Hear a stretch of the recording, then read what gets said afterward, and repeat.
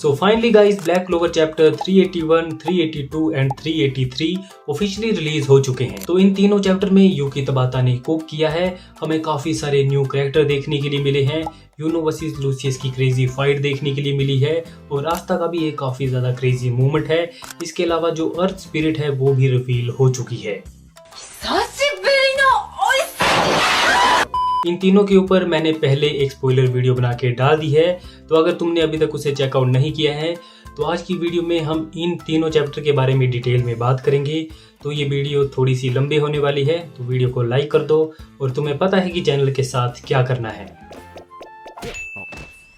तो चैप्टर 381 का टाइटल है द अल्टीमेट मेज और इसकी शुरुआत ही होती है एक ब्यूटीफुल कलर पेज से और इसके बाद हमें सीधे दिखाई जाती है यूनो वर्सेस जो लूसियस वाली फाइट है वो। जैसा कि तुम्हें पता है कि पिछले वाले चैप्टर में आस्था ने अपना एंटी मैजिक शेयर किया था यूनो के साथ, तो अब Yuno star magic, wind magic और एंटी मैजिक तीनों का यूज कर रहा है। और तुम्हें तो पता ही है कि लूसियस मार्स का मैजिक यूज करके ये जो सारी फाइट है वो पूरे के पूरे क्लोवर किंगडम या फिर तुम बोल सकते हो इस पूरे वर्ल्ड में ब्रॉडकास्ट कर रहा है। तो इसी चीज को देख के जो बाकी के लोग हैं ये भी बोलते हैं कि वाह क्या लड़का है, वेरी हैंडसम बॉय, इससे तो बहुत मजा आएगा। और ऐसा बोलने के बाद ही लूसियस यूनो के ऊपर अटैक कर देता है। ये जो लूसियस का स्पेल है ये अननेम्ड है, पर उसने कुछ क्रिएटर से बनाए हैं जो कि सीधे यूनो की तरफ जाते हैं, पर तभी यूनो यूज करता है ब्लैक टोर्नेडो फैंग का। तो यहाँ पे यूनो ने अपने विंड मैजिक और आस्था के एंटी मैजिक का यूज करके ये न्यू स्पेल बनाया है जो कि लूसियस का जो स्पेल था उसे डिसइंटीग्रेट कर देता है। और इसी मौके का फायदा उठा के जो यूनो है वो आस्था की डीमन ड्वेलर स्वॉर्ड से लूसियस के ऊपर अटैक करता है, पर वो उसे डोज कर लेता है। पर इसके बाद जो यूनो है वो बोलता भी है कि ये स्वॉर्ड काफी ज्यादा हैवी है और जो आस्था है वो इसे इतनी आसानी से स्विंग कर रहा था। तो जैसे ही लूसियस इस अटैक को डोज करता है तो वो ये बोलता भी है कि उसे बस जो एंटी मैजिक अटैक्स हैं उनसे बचकर रहना पड़ेगा क्योंकि वो उसके लिए सबसे बड़ा खतरा है। और तभी हमें यूनो का एक और न्यू स्पेल देखने के लिए मिलता है। उसने जो अपना स्टार मैजिक है उसके साथ आस्था के एंटी मैजिक को कंबाइन किया है और वो अपने स्टार मैजिक से जो बीम्स हैं वो छोड़ता है लूसियस की तरफ, पर लूसियस इन्हें डोज कर लेता है। इसके बाद लूसियस यूनो को ड्रॉप किक मारने की कोशिश करता है, पर वो उसे भी डोज कर लेता है। और इसके बाद यूनो अपने एक और न्यू स्पेल का यूज करता है। ये भी इसने अपने विंड मैजिक और एंटी मैजिक को कंबाइन करके बनाया है और ये इतना ज्यादा स्ट्रॉन्ग था कि ये सभी बिल्डिंग को डिस्ट्रॉय कर देता है। पर तभी जो यूनो है वो अपने फिर से डीमन ड्वेलर स्वॉर्ड से यूनो के ऊपर अटैक करता है, पर इस बार लूसियस ने भी अपनी स्वॉर्ड निकाल ली है और वो उसे ब्लो कर देता है। तो इसके बाद हमें पता लगता है कि लूसियस यूज कर रहा है इनविजिबल मैजिक का जो कि इसे इससे मिला था। और लूसियस बोलता भी है कि उसे बस यूनो को एक बार टच करना है। और मैं तुम्हें एक बात बता देता हूँ कि यूनो जो एंटी मैजिक का यूज कर रहा है तो उसने अपनी फुल बॉडी को कवर नहीं किया है और लूसियस का भी यही प्लान है कि जहाँ पे एंटी मैजिक नहीं है वहाँ पे लूसियस उसे टच करेगा और वहीं पर जो खेल है वो खत्म हो जाएगा। पर तभी हमें यूनो की तरफ से एक न्यू स्पेल देखने के लिए मिलता है। ये है नेवरलैंड प्लस एंटी मैजिक। तो जो यूनो का नेवरलैंड स्पेल है यूनो ने उसका मिनी वर्जन बनाया है, एक तरीके से डोमेन एक्सपेंशन। तुम्हें पता है कि नेवरलैंड के अंदर लूसियस अपने टाइम मैजिक का यूज नहीं कर सकता और अब यूनो ने इसे एंटी मैजिक के साथ कंबाइन किया है तो लूसियस इसके अंदर वैसे भी नहीं आ सकता। Hey, that's pretty good. और ये एक तरीके से यूनो का डोमेन एक्सपेंशन है और जैसे ही लूसियस इसे टच करता है तो उसका जो मैजिक है वो खत्म होने लग पड़ता है और वो हैरान हो जाता है। और इसी मौके का फायदा उठा के यूनो लूसियस के ऊपर अटैक कर देता है और फाइनली लूसियस के ऊपर छोटा सा कट लग चुका है। और इसी बीच लूसियस बोलता भी है कि उसे बस वेट करना पड़ेगा जब तक यूनो का जो एंटी मैजिक है वो रन आउट नहीं हो जाता और तब तक वो बोलता भी है कि वो यूनो को खत्म कर देगा। ये तो आगे देखना होगा कि क्या होता है। और तभी हमारा जो सीन है वो शिफ्ट हो जाता है नोवेल के ऊपर। उसके सामने है उसकी मोम, वो भी न्यू ट्रांसफॉर्मेशन के साथ। और यहाँ पे नोवेल बोलती भी है कि उसका जितना भी मैजिक है वो खत्म हो चुका है। पर तभी वहाँ पे एंट्री होती है मैरिलियोना की और वो इस एसियर की जो न्यू फॉर्म है इसके ऊपर अटैक करती है और वो नोवेल को बोलती भी है कि इट्स नॉट योर मोम। और जो मोमी मैरिलियोना है वो नोवेल को बोलती भी है कि तुम चिंता मत करो, I get rid of her. और हमें आगे देखने के लिए मिलेगी नोवेल वर्सेस एसियर की क्रेजी फाइट। तो वो तो आगे के हमें शायद 5-6 चैप्टर बाद ही देखने के लिए मिलेगी। और तभी हमारा जो सीन है वो शिफ्ट हो जाता है मिमोसा के पास।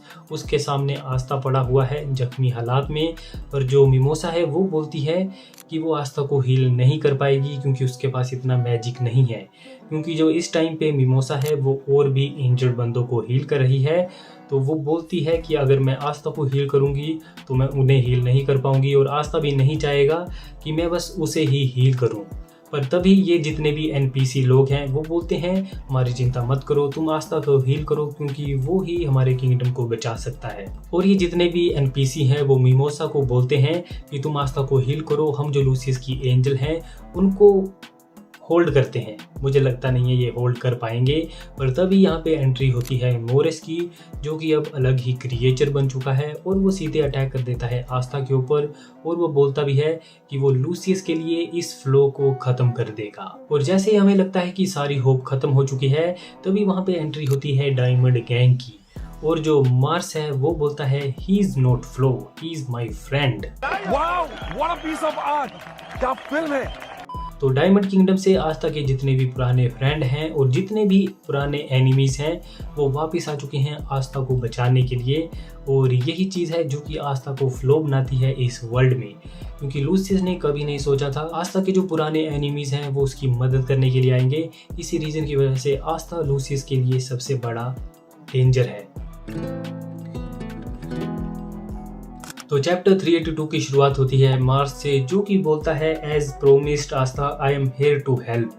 तो जो मार्स है वो आस्था की हेल्प करने के लिए आ चुका है। और मिमोसा डायमंड वाले लोगों को देखकर काफ़ी ज़्यादा शौक में है। उसे लगता है कि ये हमारे एनिमीज़ हैं, पर मार्स कंफर्म करता है कि मैं आस्था की साइड हूँ। और इसी के साथ और भी बंदे हैं जिनके मैं नाम बता देता हूँ तुम्हें। तो वैसे तो मैं इनके नाम भूल चुका हूँ, बस मार्स, फाना और जो मेन कैरेक्टर हैं वही याद हैं, जैसे कि मार्स, फाना, फिंजल, आस्था का पुराना इंस्ट्रक्टर। इसके अलावा हमारे पुराने 2 विलन अपना लोड्रोस और लोतुस, तो ये दोनों पुराने विलन थे, पर अब ये आस्था की साइड हैं। और इसके बाद हमें नेक्स्ट पेज पे मोरिस दिखाया जाता है, जो कि एक काफ़ी अजीब सा क्रिएचर बन चुका है। और ये जो डायमंड गैंग है वो बोलती भी है कि ये जो मोरिस है वो हमारे ऊपर एक्सपेरिमेंट करता था, क्या कुछ करता था, और अब ये एक क्रिएचर बन चुका है। और तभी जो मोरिस है वो डायमंड गैंग को देख के काफ़ी ज़्यादा हैरान हो चुका है या फिर अमेज हो चुका है। वो बोलता भी है कि मुझे नहीं लगा था कि हम कभी दोबारा मिलेंगे। और तभी ये बोलता भी है कि तुम बस मेरे पुराने एक्सपेरिमेंट हो, तुम मेरे सामने कुछ भी नहीं हो।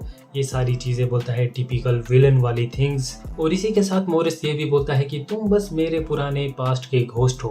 पर तभी हमारी एक न्यू कैरेक्टर जिसका नाम है फिनेमील, क्या नाम है यार, तो ये जो न्यू कैरेक्टर है उसका नाम है फ्रीमीना, और ये है होस्ट अर्थ स्पिरिट की।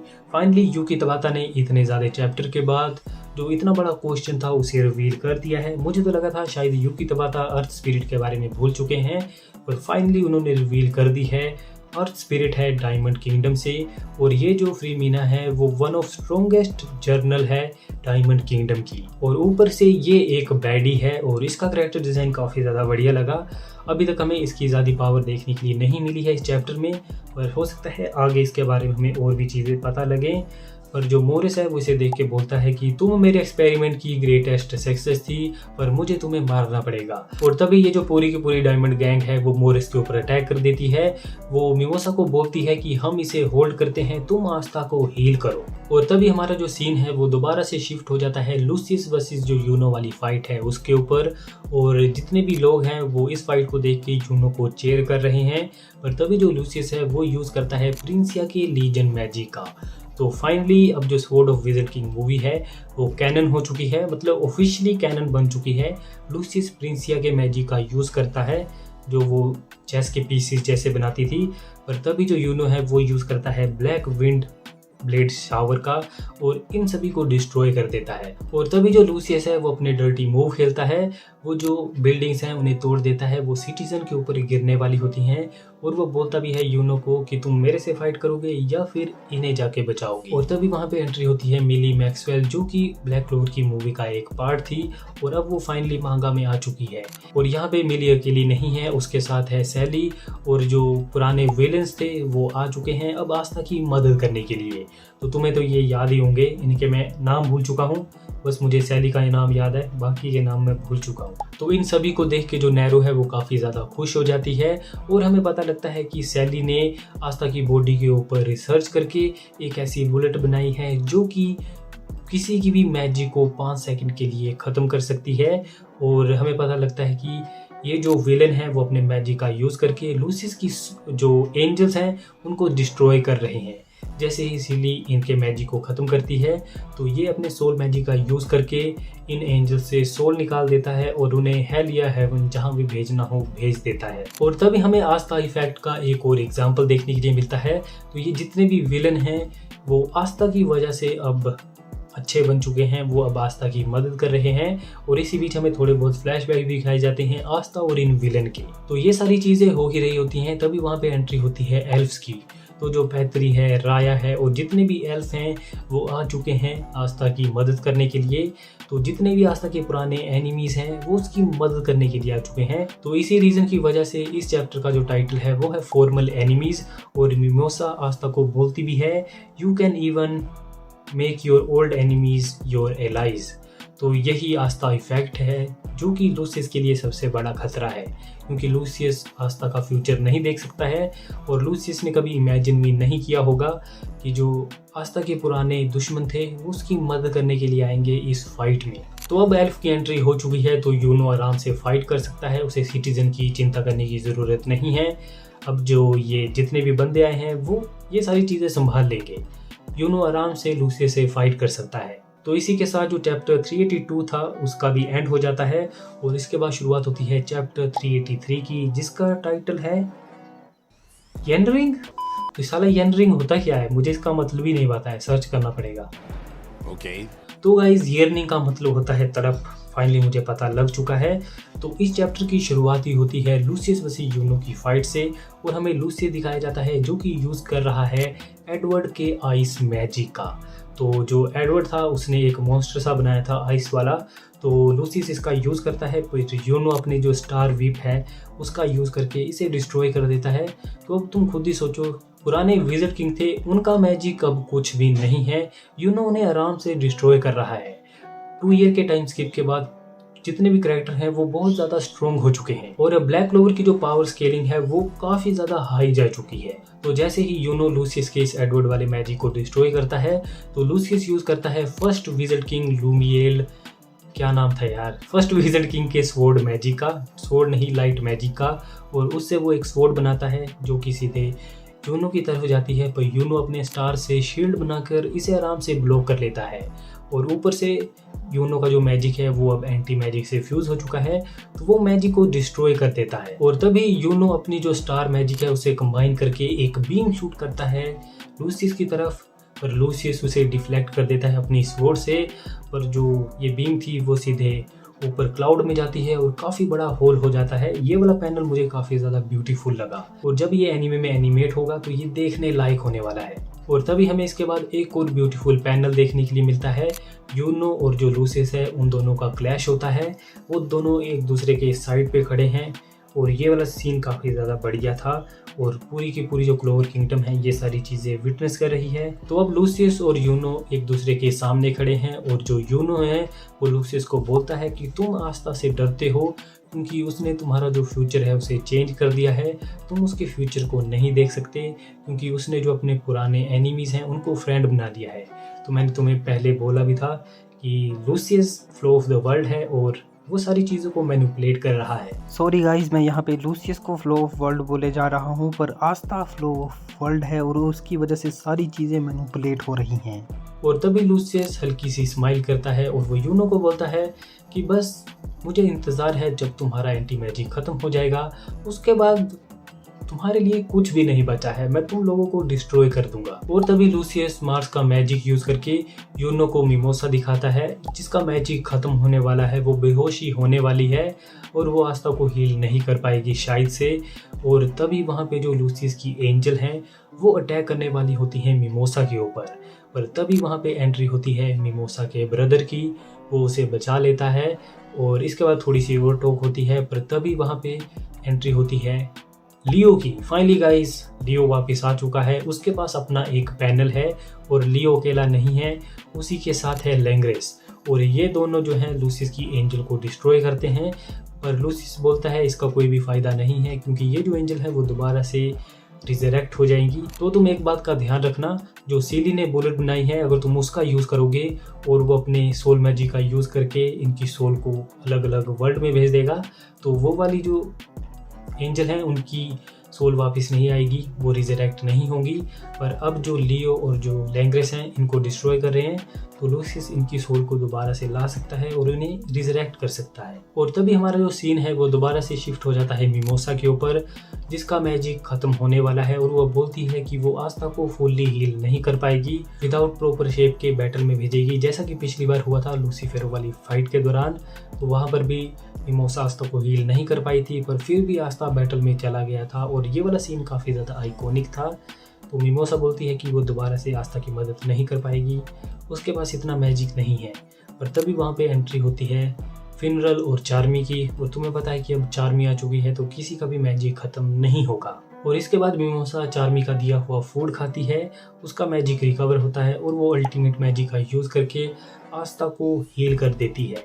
पर तभी जो एक एंजल है वो मिमोसा के ऊपर अटैक करती है और आस्था उस एंजल को, और इस चैप्टर के एंड में आस्था चिल्लाता हुआ लूसियस को बोलता है I am coming for you, और इसके साथ ये जो चैप्टर है वो एंड हो जाता है। सो फाइनली अब आस्था बैटल में वापस आ चुका है। अब उसकी चेस्ट के ऊपर 2 स्कार हैं लूफी की तरह, और अब आगे के चैप्टर में देखना काफ़ी ज़्यादा इंटरेस्टिंग होगा, क्योंकि हमें देखने के लिए मिलने वाली है आस्था यूनो वर्सेस लूसियस की फाइट।